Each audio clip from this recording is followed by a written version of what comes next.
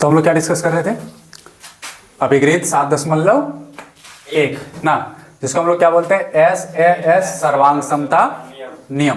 क्या बोलते हैं? SAS सर्वांग समता का नियम। एस का मतलब क्या? साइड। साइड को हिंदी में क्या बोलते हैं? भुजा। एस है एंगल, हिंदी में कोण। एस से साइड, हिंदी में भुजा। यानी भुजा, कोण, भुजा, सर्वांग समता नियम।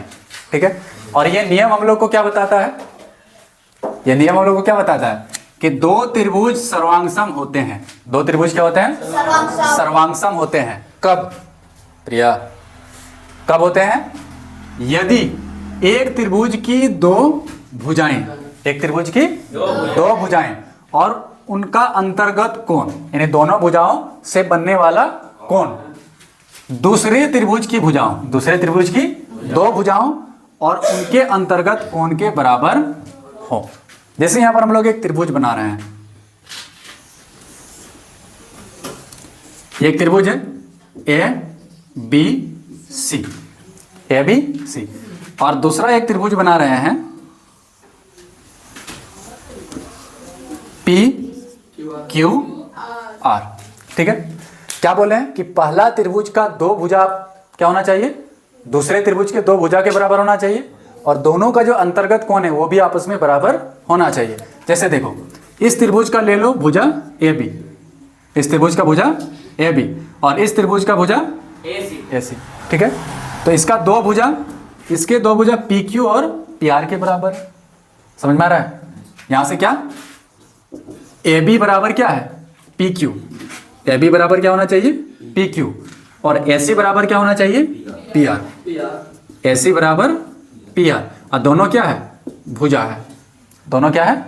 भुजा है। अब देखो, इस दोनों भुजाओं से बनने वाला कोण ये है, दोनों भुजाओं से बनने वाला कोण ये है, और इस त्रिभुज के दोनों भुजाओं से बनने वाला कोण ये है, यानी कि कोण A और कोण P। तो यहां पर अगर कोण A बराबर कोण P हो जाए, कोण A बराबर कोण P हो जाए, और ये क्या है? एंगल है। ठीक है। तो इस दोनों भुजा के बीच वाला कोण है ना। देखो, तुम इस दोनों का यही कोण ले सकते हो, ये कोण नहीं। ठीक है। ये कोण C और कोण R को नहीं लोगे, इस दोनों भुजा से बनने वाला कोण को लोगे। समझ में आ रहा है? इस दोनों भुजा से बनने वाला कोण इस त्रिभुज में भी लोगे, और इस त्रिभुज में भी इसी दोनों भुजा से बनने वाले कोण को लोगे। भुजा से लेंगे तो अगर जो दो लिए हो, जो दो भुजा तुम लिए हो, उसी दोनों भुजा के अंतर्गत वाला कोण को लोगे, दूसरा कोण को नहीं ले सकते हो। ठीक है। तब अगर दूसरा लोगे तो फिर दूसरा नियम बदल जाएगा। तो इस नियम के अंतर्गत दोनों भुजा के अंतर्गत वाला कोण को लेना है। अगर इस तरह से आ जा रहा है बराबर, तो ये कौन सा कसौटी से में आ जाएगा? SAS। और हम लोग का दोनों त्रिभुज क्या हो जाएगा? सर्वांगसम। तो हम लोग इसको कैसे दर्शा सकते हैं? त्रिभुज ABC सर्वांगसम है त्रिभुज किसके? PQR के। PQR के।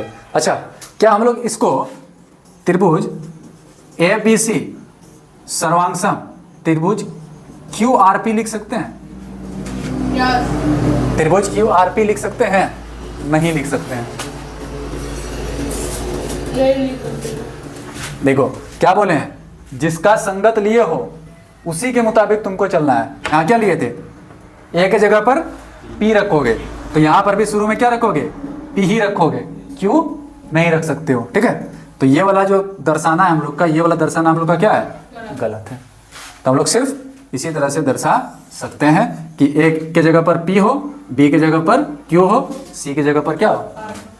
R हो। तो ये था हम लोग का अभिगृहित कितना? 7.1। और ये कौन सा नियम है? SAS। सीधा याद रखना, सास भी कभी बहुत ही। अब यहां पर ध्यान से सुनना। अभी हम लोग क्या देखें? AB के संगत कौन है? PQ। AC के संगत कौन है? PR। BC के संगत कौन है? QR। उसी तरह से कौन A के संगत P, B का Q, C का संगत R। तो अगर दोनों त्रिभुज, याद रखना, अगर दोनों त्रिभुज जैसे कि त्रिभुज ABC सर्वांगसम है त्रिभुज PQR के, PQR के। ठीक है। अगर इस तरह से है और तुम्हारा यहां से क्या हो जाएगा? ए बी बराबर पी क्यू, ए सी बराबर पी आर, कौन ए बराबर कौन पी। और सर्वांग का मतलब क्या, सिर्फ यही तीनों आपस में बराबर होगा? नहीं, ये भुजा भी आपस में बराबर होगा।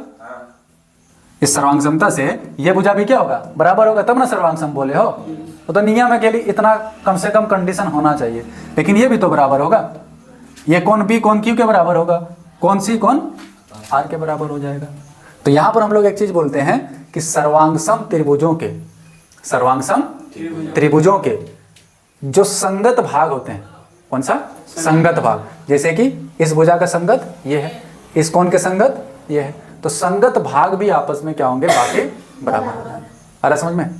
यानी अगर दो त्रिभुज आपस में सर्वांगसम है तो उसके जो भी बाकी जितना संगत भाग होंगे वो भी आपस में बराबर होंगे।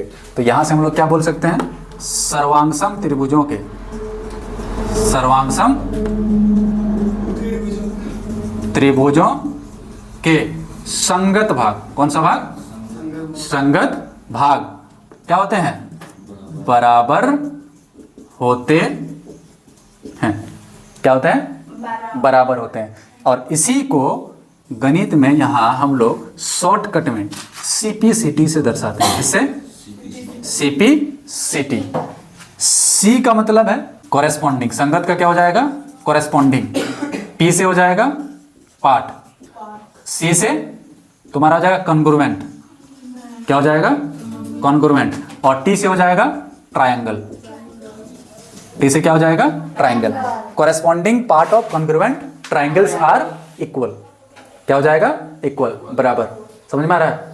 इसी को हिंदी में बोलते हैं सर्वांगसम त्रिभुजों के संगत भाग। तो हम लोग जब प्रूफ करेंगे तो वहां पर बार बार सर्वांगसम त्रिभुजों के संगत भाग इतना बड़ा नहीं लिखेंगे, वहां शॉर्टकट क्या लिख देंगे, CP/CT। किसके द्वारा, CP/CT के द्वारा, यानी corresponding part of congruent triangle. हाँ, शुरू से समझो। अभी हम लोग सास बहू वाला से क्या सीखे, ये दोनों त्रिभुज क्या है, सर्वांगसम। सर्वांगसम का मतलब क्या, हर तरह से समान होना चाहिए, बराबर होना चाहिए। तो अभी हम लोग इस अभिगृहित से देखें, ये दोनों भुजा इस दोनों भुजा के बराबर है, ये कोण इस कोण के बराबर है, और इसी से साबित किया दोनों त्रिभुज क्या है, सर्वांगसम है। तो जब सर्वांगसम है तो बाकी भाग भी क्या हो जाएगा, बराबर हो जाएगा। दोनों त्रिभुज का बाकी भाग भी क्या होगा, बराबर होगा। यानी ये भुजा इस भुजा के बराबर होगा। तो इस भुजा को इस भुजा का क्या बोलते हैं, संगत बोलते हैं। क्या बोलते हैं, संगत। उसी तरह से कोण C का संगत कोण R हो जाएगा। तो ये दोनों भी आपस में क्या होंगे, बराबर होंगे। कोण B का संगत कौन हो जाएगा, कोण Q हो जाएगा, और ये दोनों भी आपस में बराबर होंगे। तो वही चीज यहाँ लिखे हैं, सर्वांगसम त्रिभुजों के संगत भाग बराबर होते हैं। अरे समझ में, सर्वांगसम त्रिभुजों के संगत भाग बराबर होते हैं। और इसी को हम लोग शॉर्टकट में क्या लिखेंगे, CP/CT। क्या लिखेंगे, CP/CT। इंग्लिश में बोलते हैं C से कॉरेस्पॉन्डिंग, C से कॉरेस्पॉन्डिंग, P से पार्ट, C से कॉन्ग्रुएंट, T से ट्राइंगल। अगर पूरा फ्लो में बोलो तो बोलोगे corresponding part of congruent triangles are equal to each other. एक दूसरे के क्या होते हैं, बराबर होते हैं। Is that clear? हाँ, तो यही CP/CT हम लोग बार बार यूज करेंगे। इतना लंबा सेंटेंस लिखने का जरूरत नहीं पड़ेगा। Now you can note it down.